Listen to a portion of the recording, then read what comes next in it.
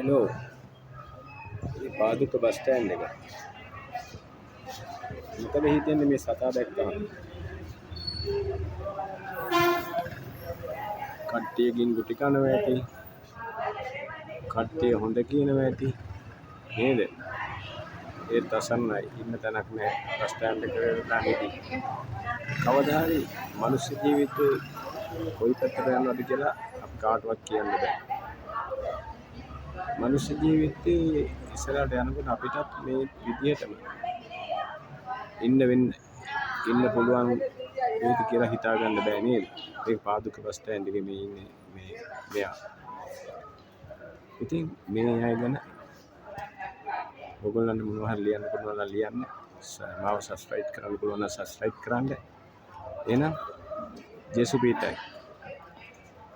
මනුස්ස ජීවිතය කියන්නේ එහෙම තමයි. අපි කාටවත් කියන්න බෑ ඉස්සරහට යනකොට. අපිට කියන්න පුළුවන් අපි ගෙවපු තප්පරේ විතරයි. එහෙනම් අපි නවතිනවා.